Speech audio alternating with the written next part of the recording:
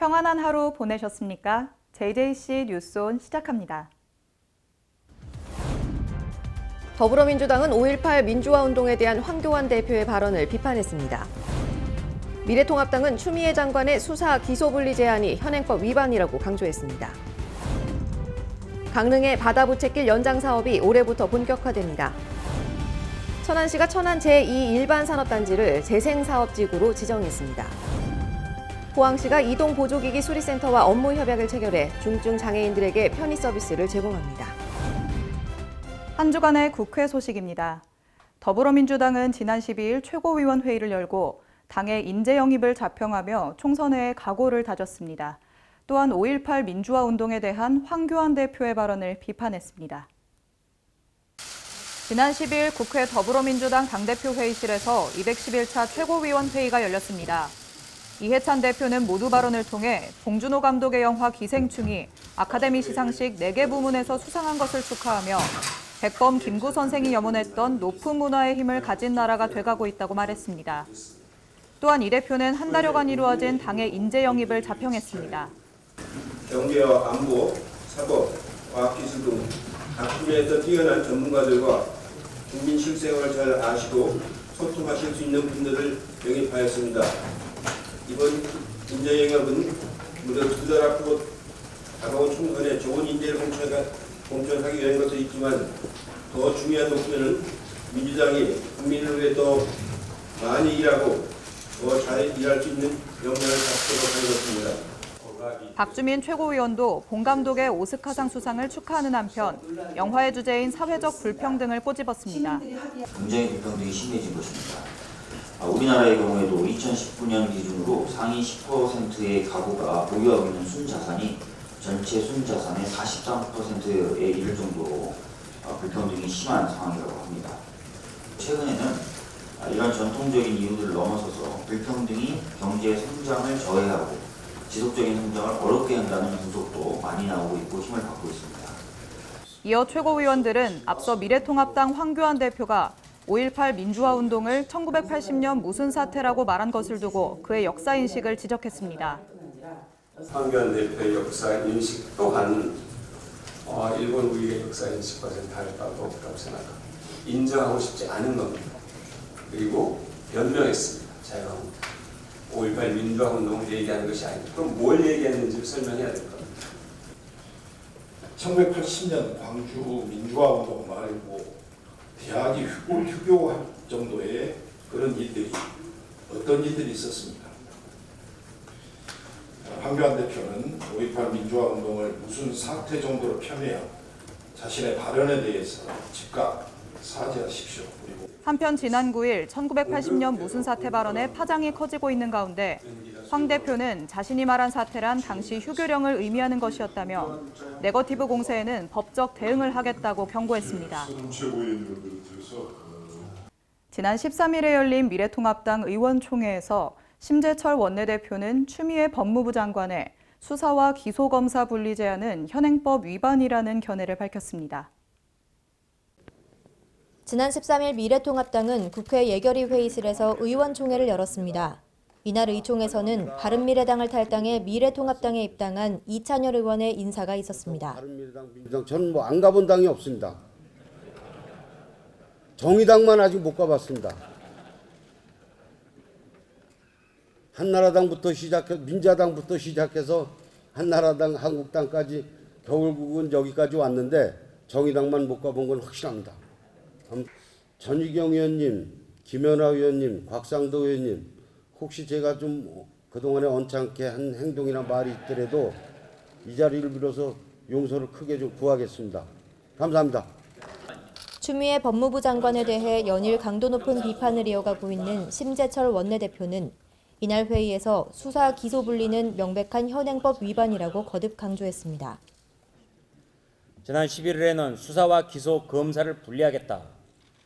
구체적 수사 지휘 감독권은 총장한테 있는 게 아니라 지검장한테 있다. 국민은 공소장 내용 늦게 알아도 된다. 이런 해괴망측한 망언들을 쏟아냈습니다. 검찰청법과 형사소송법을 위반한 것입니다. 법률 개정 이전에 시범 추진하겠다고 하는 것인데 법무부 장관이 현행법을 앞서서 위반하겠다는 선언에 다름 아닙니다.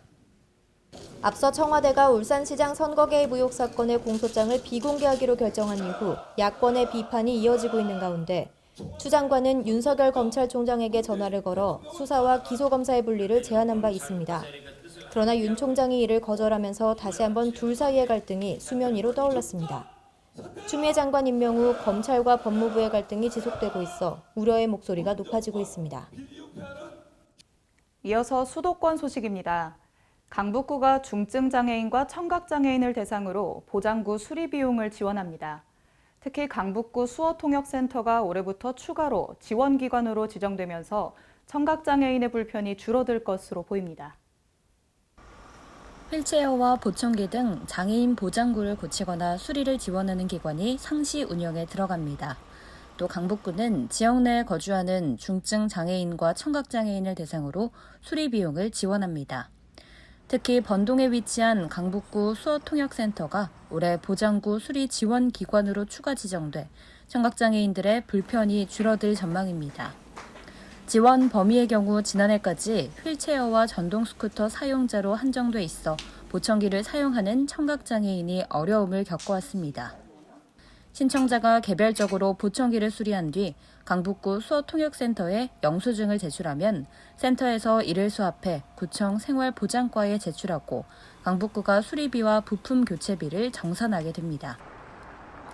휠체어와 전동 스쿠터 정비를 담당하는 참새상 장애인 자립생활센터는 찾아가는 방문 서비스와 함께 저소득 장애인을 위한 보장구 무상 임대 사업도 진행합니다. 국민기초생활보장법에 따른 수급자나 차상위 계층에 해당하는 중증 장애인과 청각장애인은 매년 1인당 최대 20만 원까지 지원받을 수 있습니다. 그 외 중증 청각장애인은 연간 10만 원 한도 내에서 건당 수리비의 50%를 돌려받을 수 있습니다.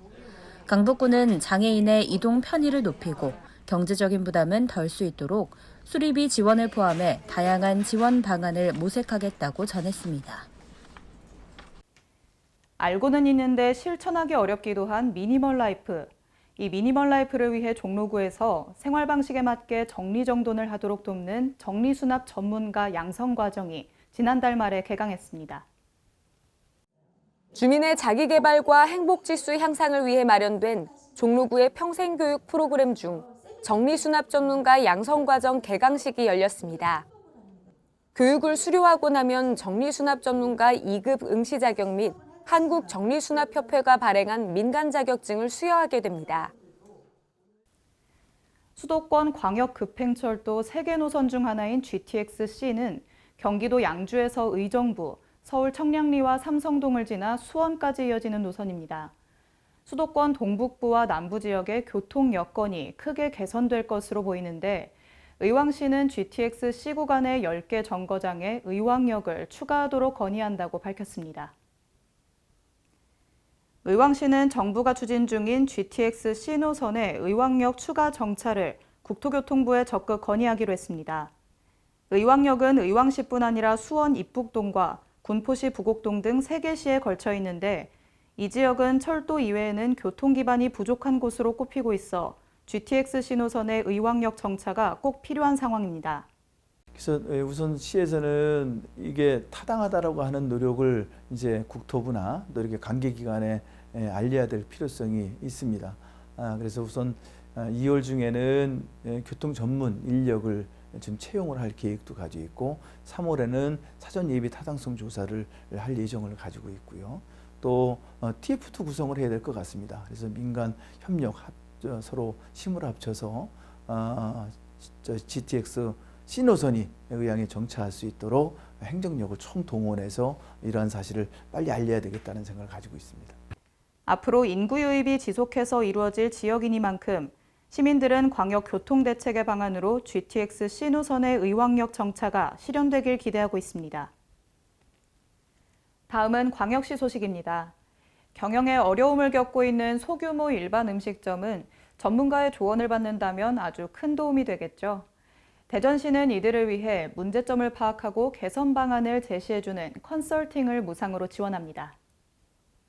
대전시가 경기 침체와 영업 부진으로 어려움을 겪고 있는 일반 음식점의 영업 활성화를 위해 경영 컨설팅 사업을 추진합니다. 이번 사업은 3월부터 12월까지 일반 음식점 20곳을 대상으로 전문가에 의한 맞춤형 무료 경영 컨설팅을 지원하는 방식으로 진행되며 모집 대상은 대전시에서 영업 개시 후 6개월이 경과된 종사자 5명 미만의 소규모 일반 음식점입니다. 참여 신청은 2월 25일까지 외식업소 경영 컨설팅 신청서와 소개서를 작성해 접수하면 되고 자세한 내용은 시 홈페이지, 전자민원, 고시 공고를 참고하시기 바랍니다.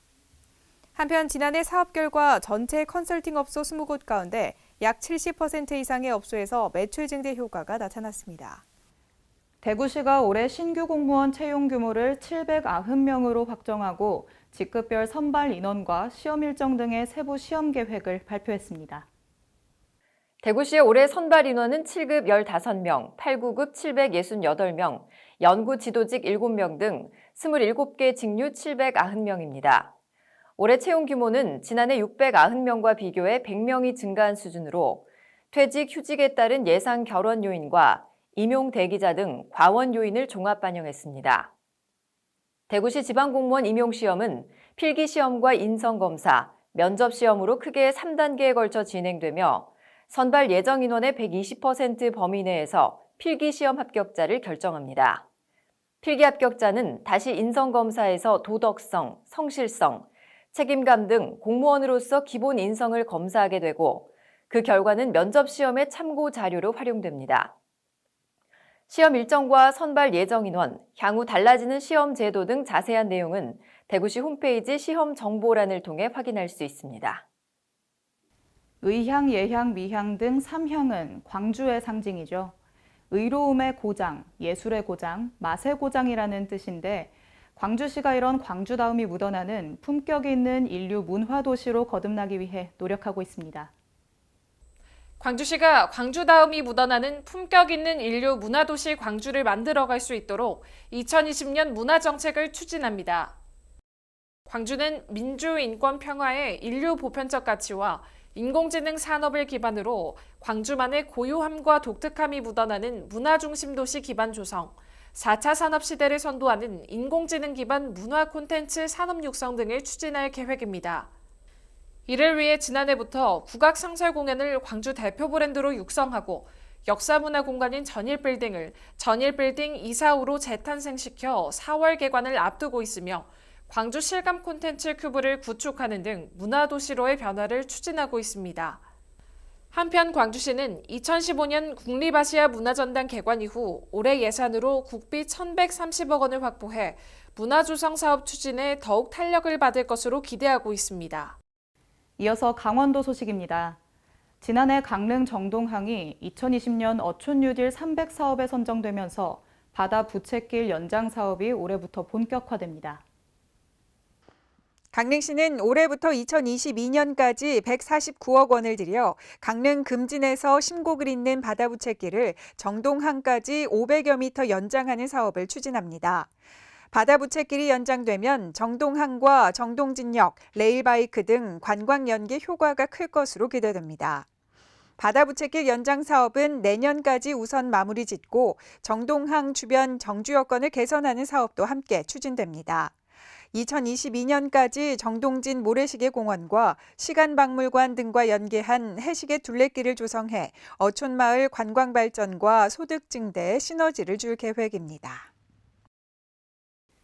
평창군은 중소기업 지원 사업의 대상으로 곤드레나물 등 나무를 전문으로 유통하는 기업을 선정해 지원하고 있습니다.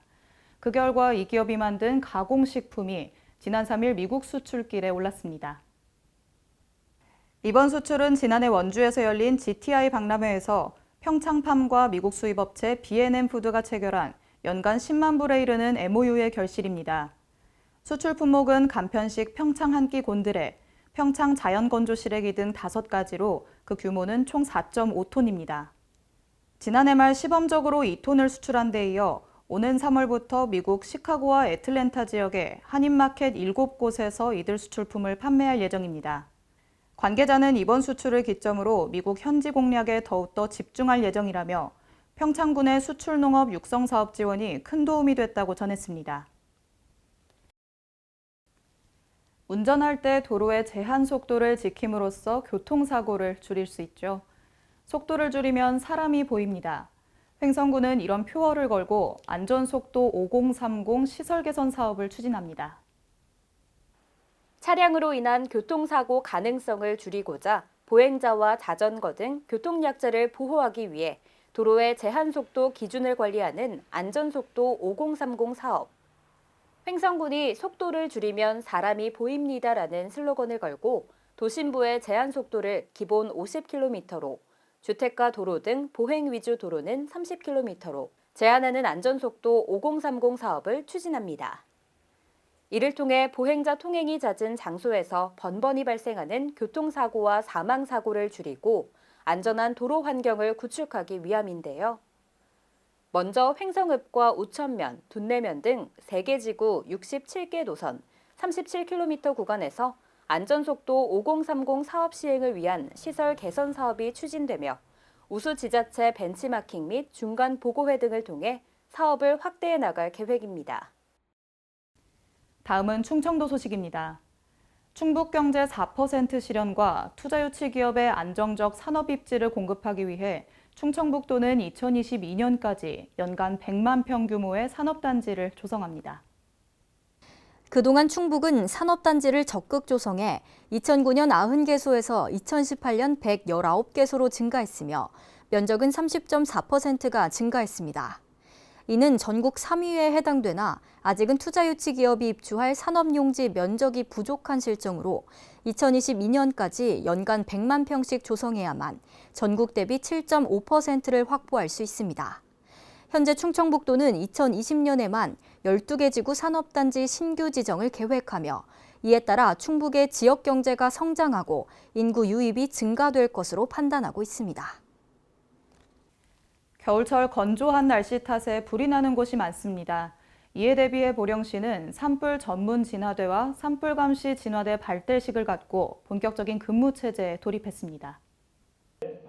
이날 발대식은 진화대원 114명에 대한 위촉장 수여에 이어 결의문 낭독으로 책임감을 부여했습니다.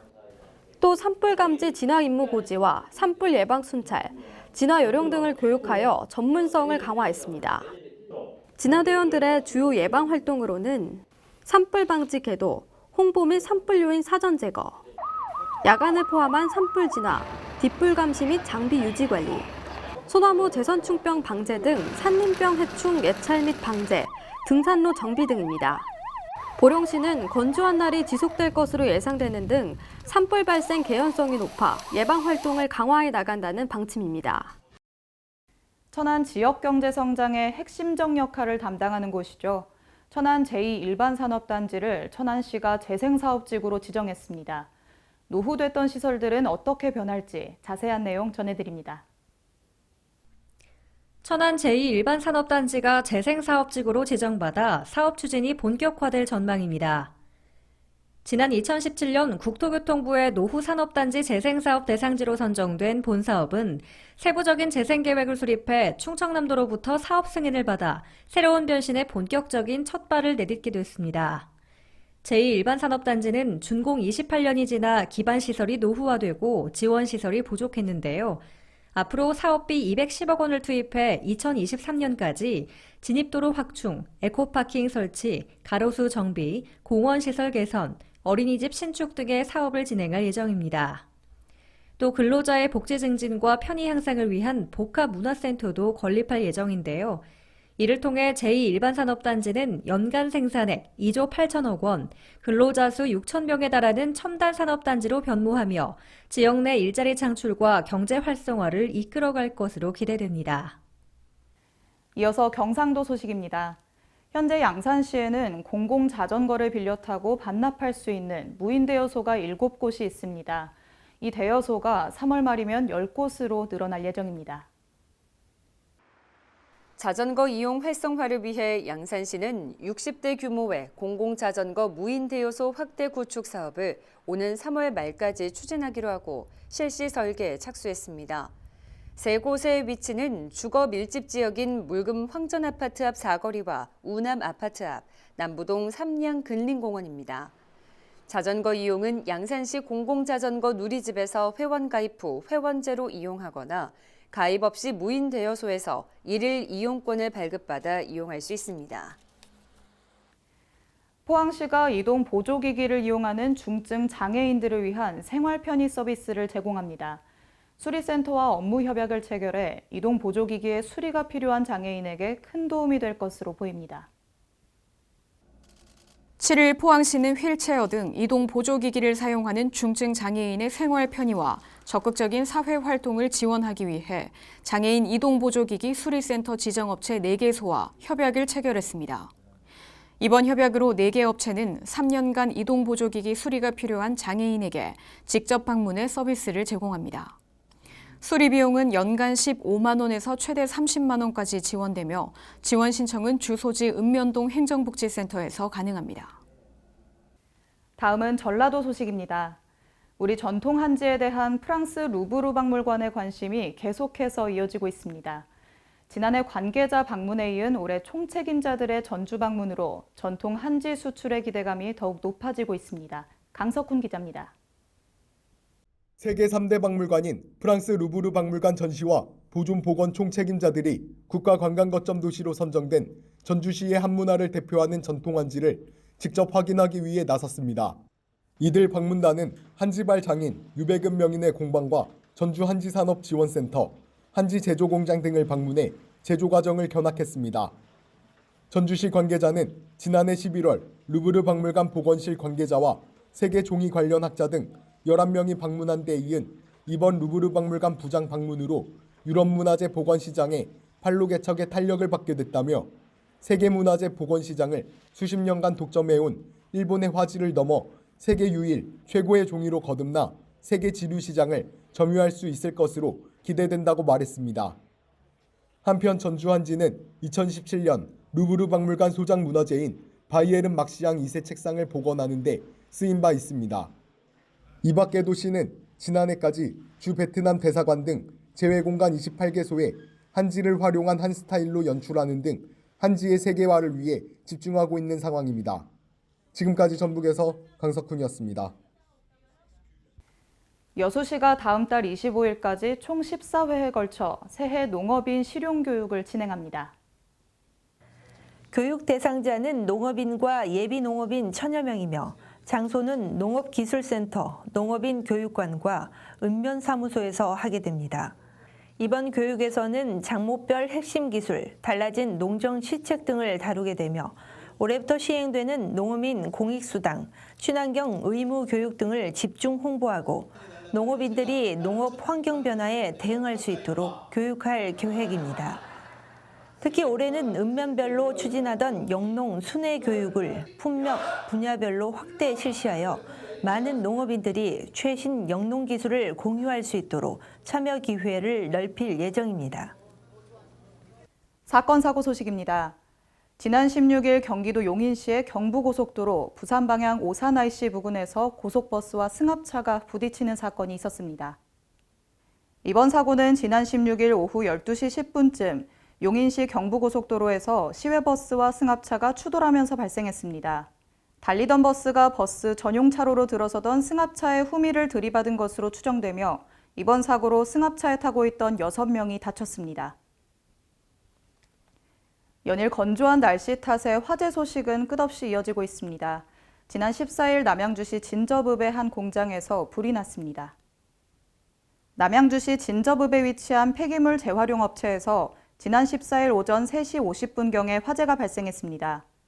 신고자는 해당 업체의 직원으로 숙소에서 잠을 자던 도중에 터지는 소리가 들렸고 작업동에서 불이 난 것을 확인했다고 전했습니다.